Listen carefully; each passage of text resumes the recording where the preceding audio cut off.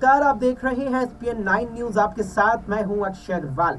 मध्य प्रदेश में कांग्रेस ने नवरात्रि के पहले दिन अपने 144 प्रत्याशियों की लिस्ट जारी कर दी थी, जबकि बीजेपी 4 बार लिस्ट जारी कर 136 सीटों पर अपने प्रत्याशियों की घोषणा कर चुकी है, जिसमें 86 सीटें ऐसी हैं जहां दोनों पार्टियों के उम्मीदवार घोषित किए जा चुके हैं। साथ ही दोनों पार्टियों के कई लोग ऐसे भी हैं जिनमें टिकट न मिलने से असंतोष है। हालांकि फिलहाल मध्य प्रदेश की 230 विधानसभा सीटों में से 7 सीटें ऐसी हैं जहां अब तक न ही बीजेपी ने किसी प्रत्याशियों की घोषणा की और न ही कांग्रेस ने किसी के नाम पर मुहर लगाई है। जहां कांग्रेस ने 144 प्रत्याशियों की घोषणा कर दी है, वहीं 86 सीटें ऐसी हैं जहां उसने अभी तक होल्ड पर रखी हुई है। इसमें से 22 सीटों पर कांग्रेस के विधायक हैं, वहीं 64 सीटें ऐसी हैं जहां पर पिछले विधानसभा चुनाव में कांग्रेस को हार का सामना करना पड़ा था। ऐसे में कुछ सीटों पर मौजूदा विधायकों को इस बार टिकट कटने का भी डर सता रहा है। हालांकि 7 सीटें ऐसी भी हैं जहां से बीजेपी और कांग्रेस ने कोई चेहरा अभी तक नहीं उतारा है। इनमें दमोह, कोतमा, भोपाल दक्षिण पश्चिम, ब्यावरा, सेंधवा, मनासर और बड़नगर है। सबसे पहले बात करते हैं दमोह की। यहाँ 1990 से बीजेपी के जयंत मलैया लगातार 6 बार विधायक रह चुके हैं। इसके अलावा इसी सीट से राहुल लोधी के कांग्रेस छोड़ बीजेपी में शामिल होने के बाद उपचुनाव हुए, जिसके बाद कांग्रेस से अजय टंडन चुने गए थे। लेकिन इस सीट पर कांग्रेस इस बार असमंजस की स्थिति में है। इसी के चलते यहाँ से टिकट अभी तक होल्ड पर रखा गया है।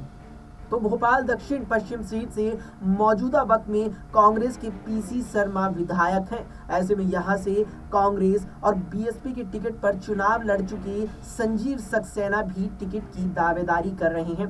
दोनों कांग्रेस नेताओं के बीच टिकट को लेकर तकरार बढ़ रही है, लिहाजा यहां पर भी कांग्रेस ने टिकट को होल्ड पर रखा है।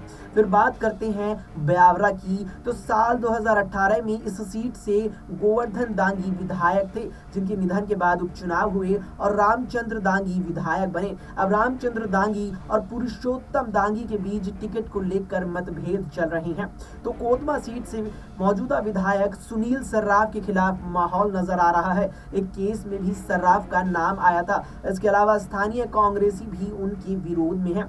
इन सबको देखते हुए यहां से भी कांग्रेस ने किसी को अभी तक चेहरा नहीं बनाया है। इसके अलावा बीजेपी भी अभी यहां से किसी को टिकट देने पर विचार नहीं कर पा रही है। इसके अलावा बड़नगर क्षेत्र से वर्तमान में कांग्रेस के मुरली मोरवाल विधायक हैं। वहीं उनके बेटे का नाम रेप केस में आ चुका है। इस केस के चलते कई बार पार्टी बैकफुट पर आ चुकी है। वहीं बीजेपी को इस चुनाव में इस सीट से पिछले चुनाव में हार का सामना करना पड़ा था, लेकिन दोनों पार्टियों में टिकट पर फैसला नहीं हो पाया है।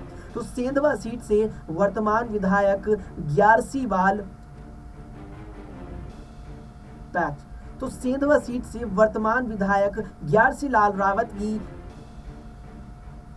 पैच तो सेंधवा सीट से वर्तमान विधायक ग्यारसी लाल रावत की भी रिपोर्ट अच्छी नहीं है। वहीं बीजेपी इस सीट पर पिछली बार मिली हार के चलते विचार कर रही है। तो वहीं छिंदवाड़ा में 7 विधानसभा सीटें हैं जो कांग्रेस जीतती आई है। हालांकि यहां से सिर्फ एक सीट पर प्रत्याशी के नाम की अभी तक घोषणा की गई है, वो और कोई नहीं बल्कि मध्य प्रदेश कांग्रेस अध्यक्ष कमलनाथ ही है। इसके अलावा यहाँ की 6 सीटों पर अब तक किसी के नाम की घोषणा नहीं की गई है।